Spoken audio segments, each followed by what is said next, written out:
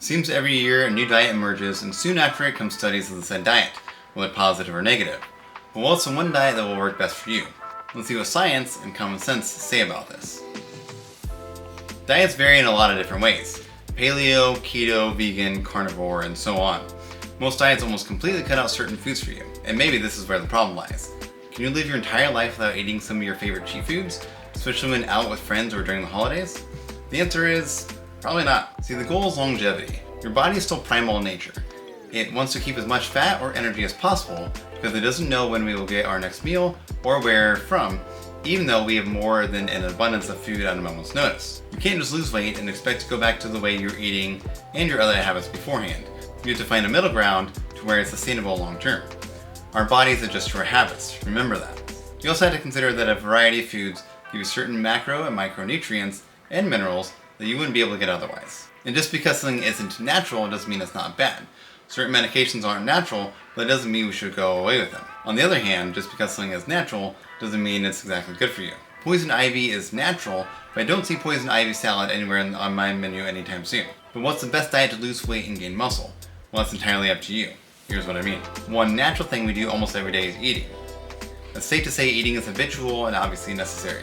Science tells us no matter what diet you're on, weight loss and weight gain comes down to one thing: energy balance, or how many calories you burn compared to consuming. There's one thing to know all this and another thing to put into practice. So if eating is habitual, we can't stop eating and we need less calories than we burn to lose weight, or more to gain weight, how exactly do we go about that? We do it by using the power of habit. Let me explain. 80 to 90% of what you do throughout your day is habit. Think about it. We wake up, take a shower, brush our teeth, drive to work to death, go to the gym, go through a warm-up, then warm-up sets, working sets, etc., etc. Even our weeks are mostly habitual. If we can make tiny changes in our day-to-day routine, then we can habitually lose or gain weight without much conscious effort. Wouldn't that be nice? The first step to implement is to eat more protein. Yeah, I know, the typical gym bro response. The reason why this is important is because protein is more satiating than carbs and fats, aka it fills us up faster. But there's more to it than that. When I was gaining weight, I'd regularly make 800 to 1000 calorie protein oatmeal for breakfast and still almost be starving right afterwards. This protein oatmeal would have roughly 50 to 60 grams of protein. So what gives? 1, the type of protein makes a huge difference, and 2, the chew factor. If you were to drink a glass of milk or eat a chicken breast with the same amount of calories, which do you think would fill you up more? Obviously the chicken breast, because anyone can gulp down a crap ton of calories, but it's much harder to eat the same number of calories, especially if you have to work for it, aka the chew factor. This study showed that consuming eggs led to more satiation than eating oatmeal calorie for calorie, even though the oatmeal has much more fiber. There are a plethora of meat proteins that can be very filling. Chicken breasts, chicken thighs, lean beef, beef jerky, and one of my favorites, jerky pepperoni. Let's say it's a Valentine's Day night and the wife wants to take out pizza, but I'm cutting. Legit, true story. What's a loving husband to do? Deny his wife a glorious pizza on Valentine's Day? Well, let's just say that was not an option. We got to take out pizza, which was amazing by the way. I added turkey pepperoni to it, which made it that much better, and only ate half the pizza. Many times we think we need to eat the whole meal, but if you only eat half of it, you literally cut the calories in half. Spread it out over 2 meals, which saves a lot of money, and you get to enjoy it. Twice. And what do you know? I didn't gain too much weight overnight, and whatever weight I did gain, I lost within a day or two, doing no long-lasting hindrance to my goals. See, the trick is to enjoy the things you love and pair it with a protein that is solid. Another example is when I made protein ice cream. When I blended it together, I put in a pack of Reese's since I was craving that. The Reese's was amazing, the whole thing was under 500 calories, I got 40 plus grams of protein, and it kept me satiated throughout the night. Now this isn't to undermine any other food groups or demonize them, fats and carbs are definitely important. The trick is to seamlessly enjoy them, along with lean proteins you know will fill you up. This could also look like Greek yogurt with your favorite candy bar.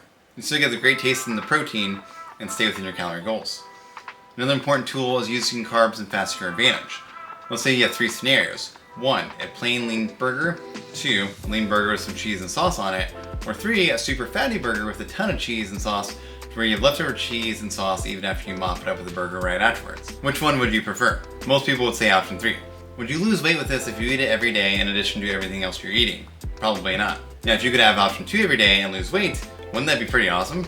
And the thing is, you most likely could. See, a little goes a long way.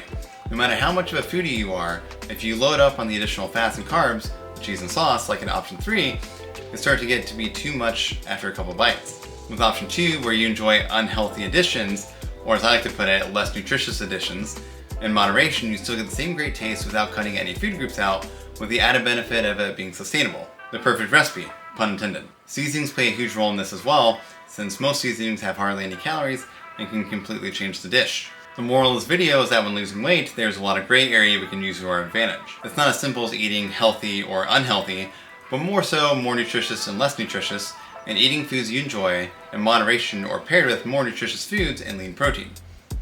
Well guys, there you have it. I use these same techniques every week to enjoy the foods I love without going overboard and staying within my goals. Click subscribe if you want to see more content like this, and I'll see you guys in the next video.